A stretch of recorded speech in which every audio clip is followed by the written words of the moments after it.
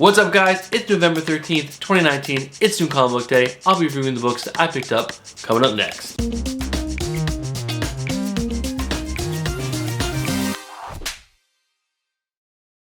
What's up, comic book fans? My name is Bruce Moreau, and welcome to the channel, and welcome to another episode of Comic Book Reviews, a weekly series where I bring you my thoughts and my reviews of the books that I picked up at my local comic book shop. And this week was November 13th, 2019.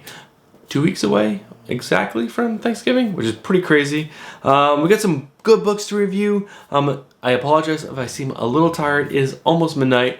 I'm a little behind, but I'm gonna get this recorded tonight and out to you guys tomorrow. Tomorrow is Thursday. So, without any more delay, without any further ado, let's talk about the comic books that I picked up this week. Alright, so first up, we have X-Men number 2. This is written by Jonathan Hickman and art by Leinell Francis Yu. Oh, sorry, I got that glare there. This was actually a awesome, well, how do I want to say this? This was a good book. I'm not going to say it was great, because the last issue I didn't really love. It was okay.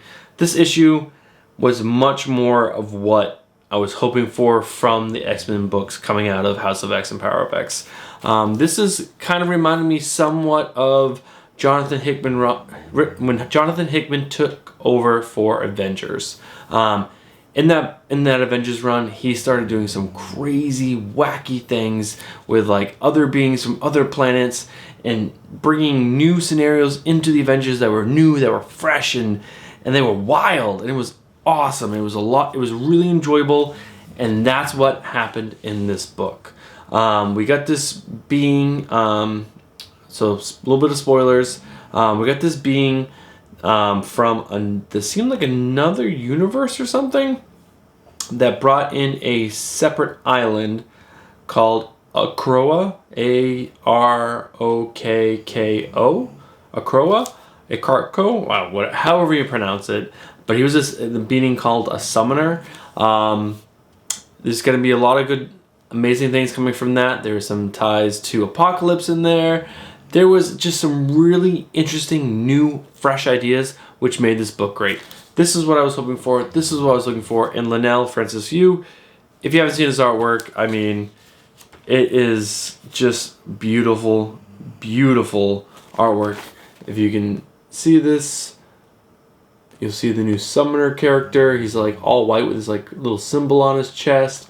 There was Cable. There was Rachel Gray. It was just Cyclops. It was just a fun book, and they mentioned the aftermath of the end of X-Force number 1 being effective in this. It was just a really fun book. I would definitely suggest you guys pick this up. It's the second issue. It's not a terrible jumping in point. I would even say you could even skip issue 1 and just jump into this, because this was a new, fresh, new story right from the beginning. And I will give this book probably a 7 out of 10. Wasn't amazing, but it did bring some fresh new ideas to the X-Men, and yeah, I'm looking forward where this is going, because this is Jonathan Hickman to me.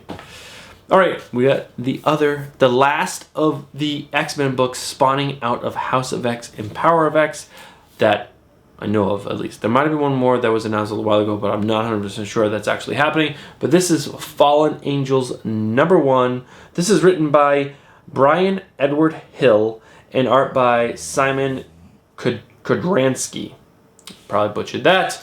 But, so this is a team that's mainly going to revolve around Psylocke, Weapon X, or not Weapon X, X-23, Laura Kinney, and Cable so far. And this was actually kind of an interesting story.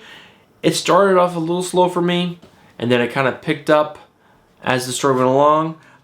So I've been reading X-Men for, I don't know, 10 years or so, and I am used to a certain Psylocke, Betsy Braddock.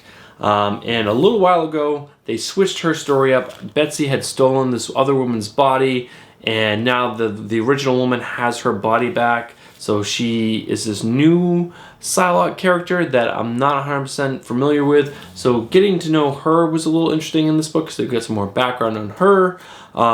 This new villain that is a human, and so it's like It's not the Orcus humans who are like the super scientists that are trying to make the Sentinels and, you know, destroy the mutants. It's a whole nother mutant called APOC, I believe, or Apoth.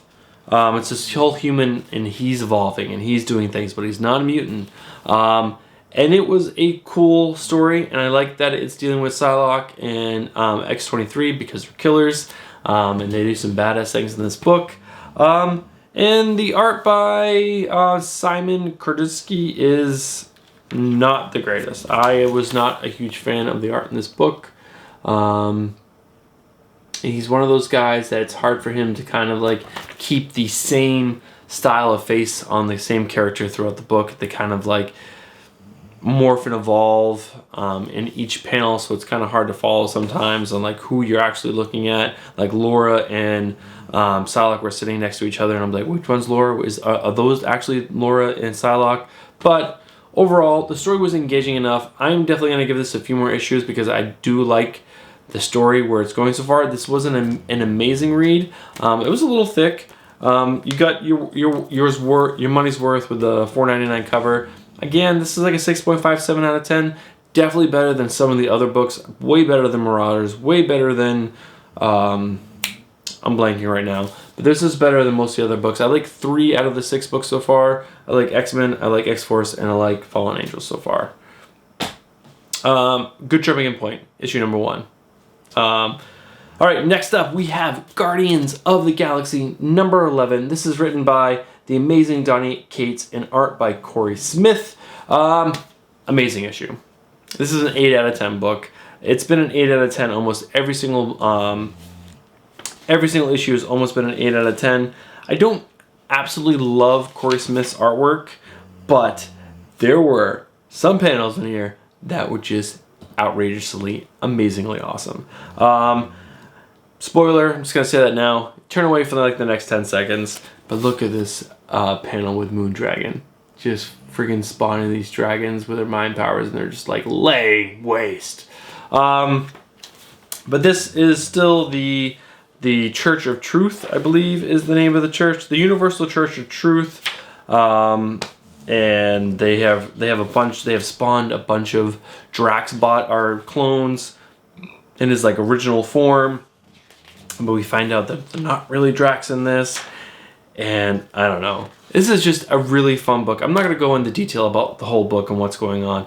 If you guys want to know what's going on with Star-Lord and Groot and Rocket, where there's some really sad stuff going on with Rocket, but I think it's going to have an awesome, awesome ending. I still don't know who this guy is on the front. How my face we can focus.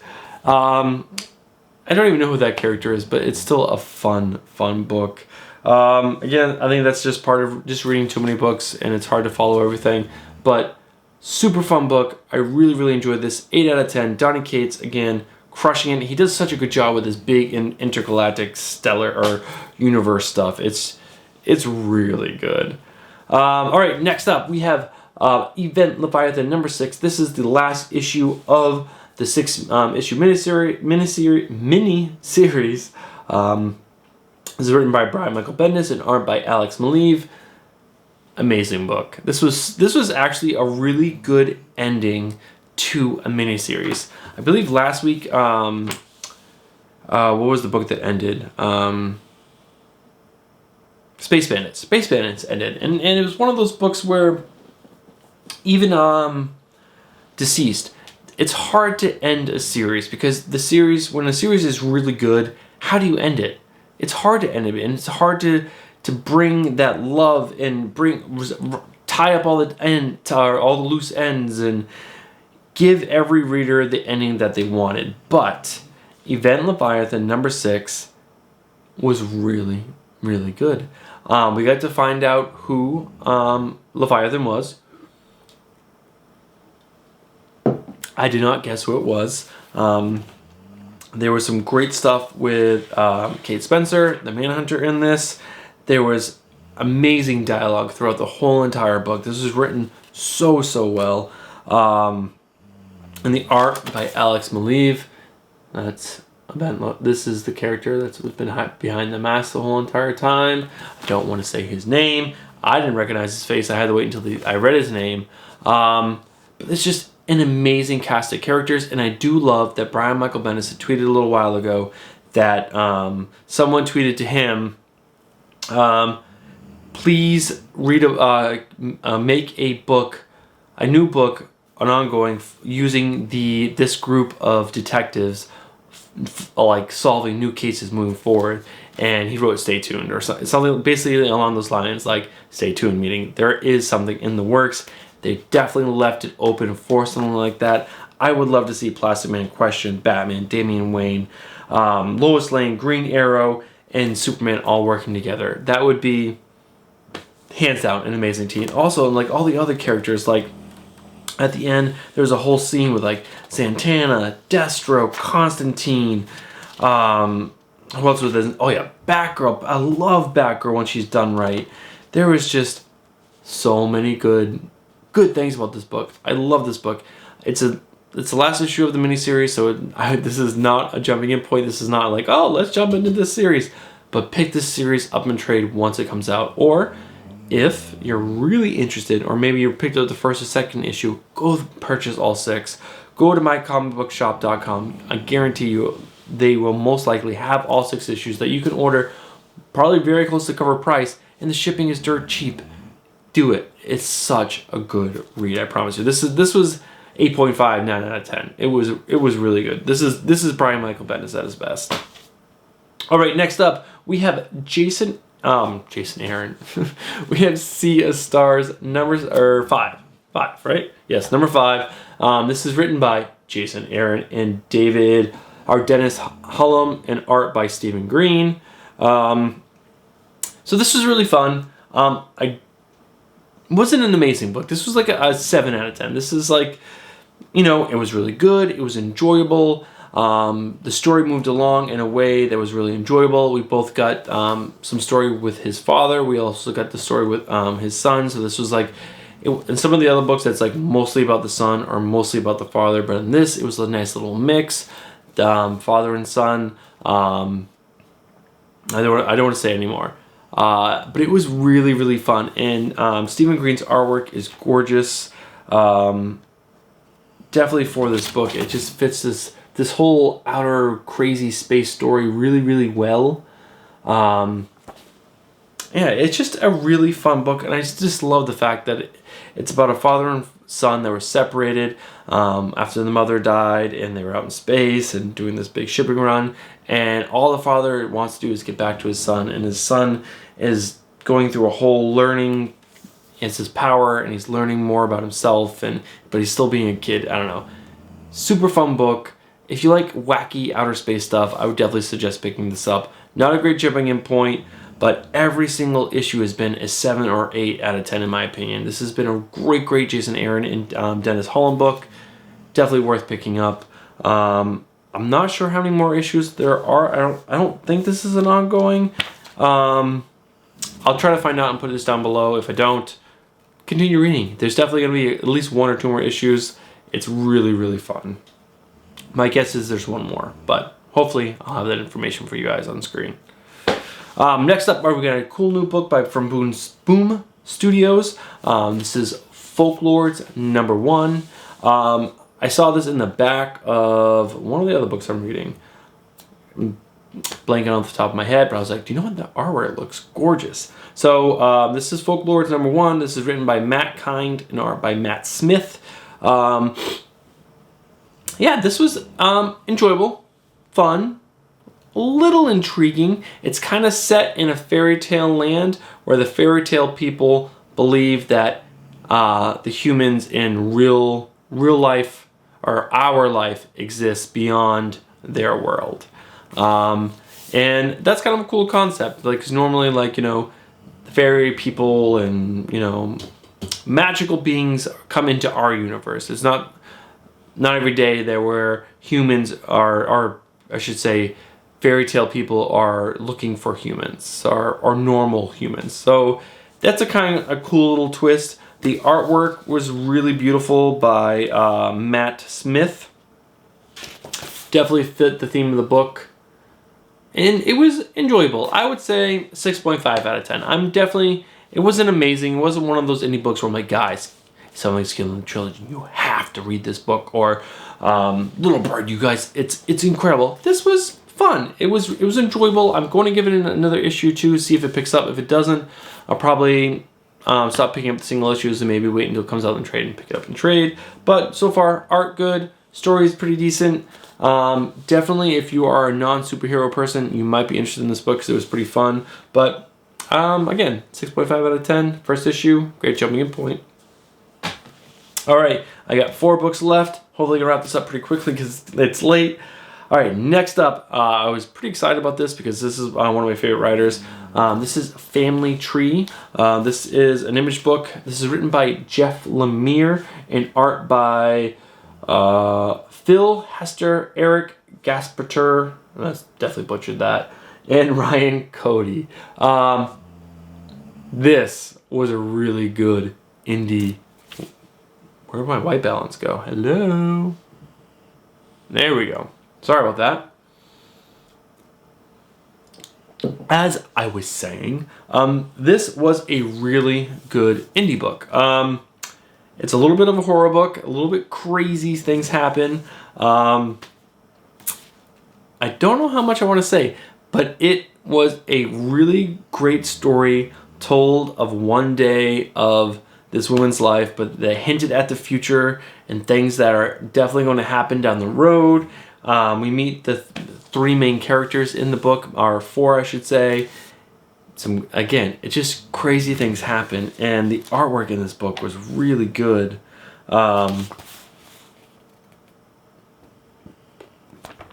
don't know how much I want to say. It's like, I want to get you guys really intrigued, but a mother, son, and daughter all kind of have a crappy day.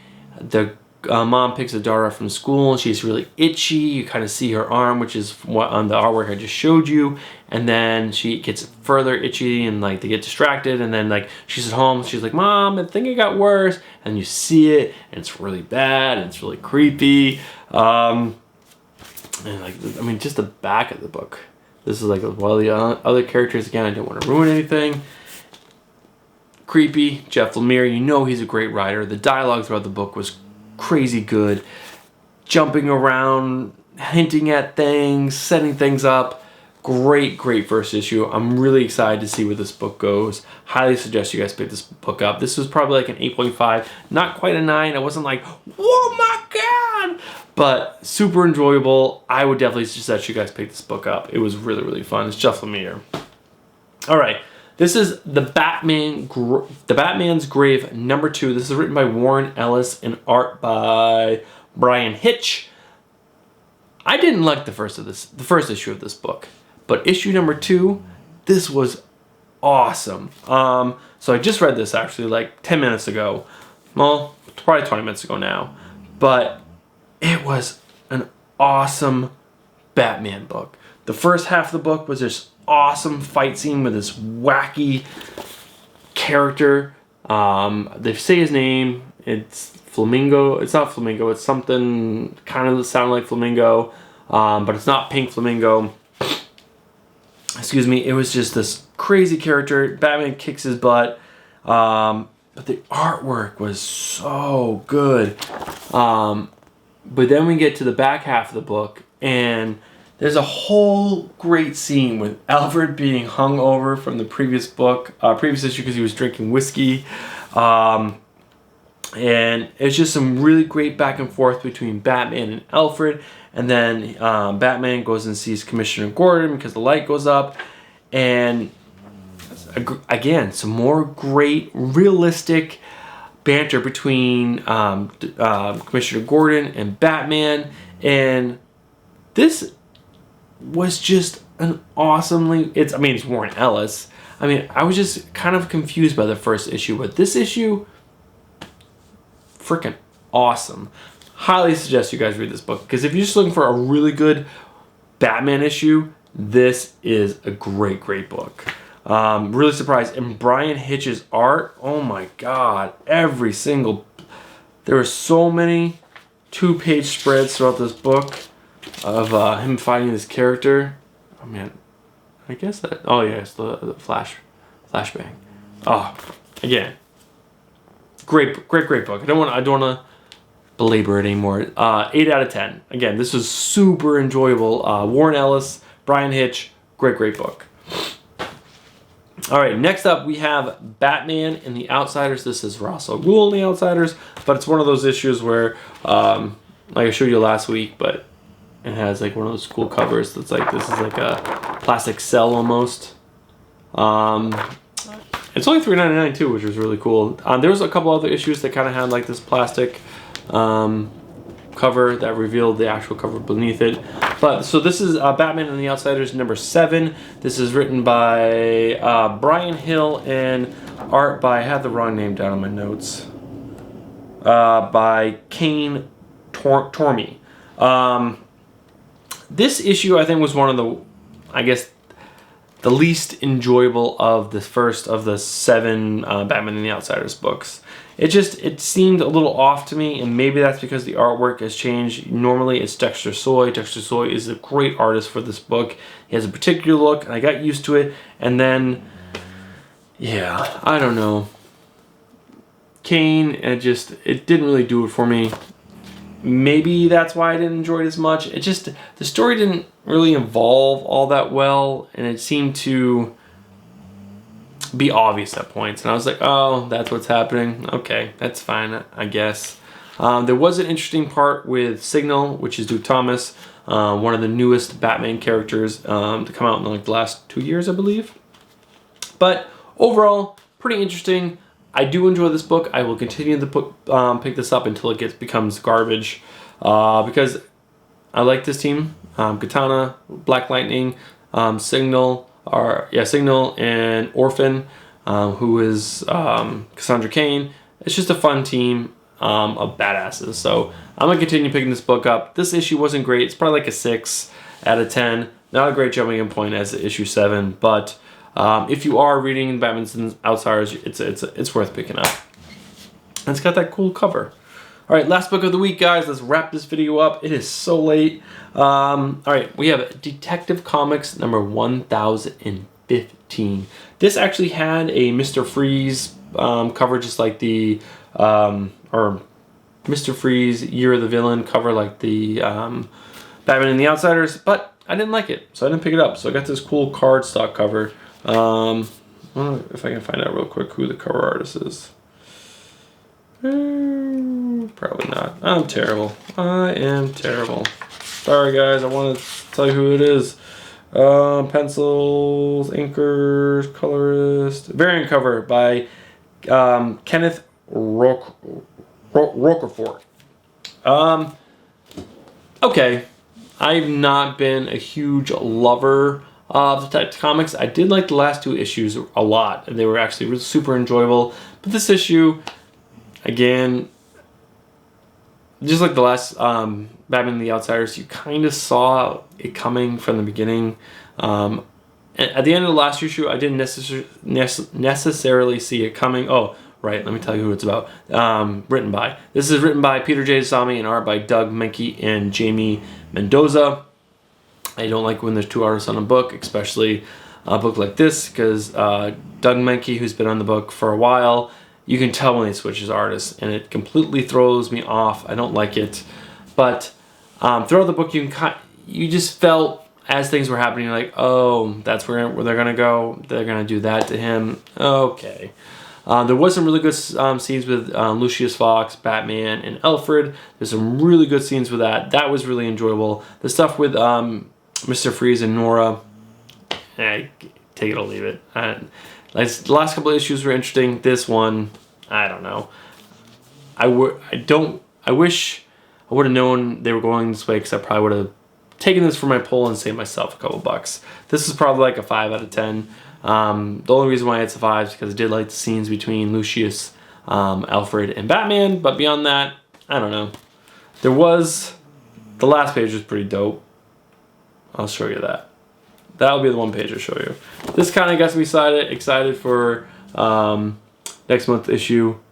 Batman back in the fire suit, and then Mr. Freeze.